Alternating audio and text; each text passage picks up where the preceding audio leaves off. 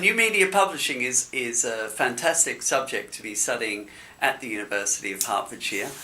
We take you through a range of skills from level 4 to level 6, beginning with graphics for the web, in which you learn the power of the image, how to use still images within an industry standard software, Adobe Photoshop. We then move to animation, where we introduce interactivity into the subject and a timeline. And then in second year, or level 5, we move that forward a pace to designing for print, designing brochures, designing layouts for newspapers and magazines, and followed in the second semester by an opportunity to make your own digital documentary with the movie cameras and editing equipment.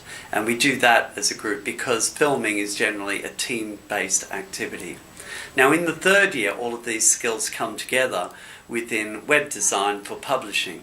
And in this subject, we learn how to create a number of websites using a range of skills. And at the end of the first semester, you should have a portfolio of websites of sufficient quality to actually produce professional websites for a small to medium-sized business.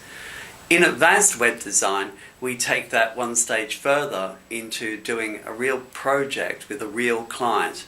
And that means that you learn about the relationship between the designer and the client, and designing websites for a target audience. In some cases for a business about which you may have very little knowledge to begin with.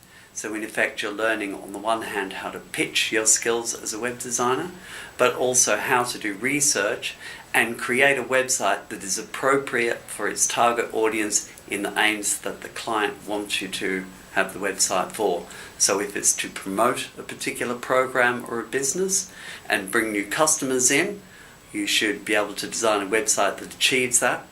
If you want a greater brand identity, then the website should be focusing on that to a particular target audience. And we bring all of the skills from the previous 2 years in there.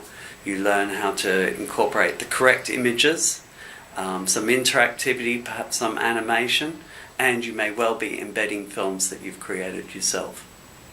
And then you can go out into the real world.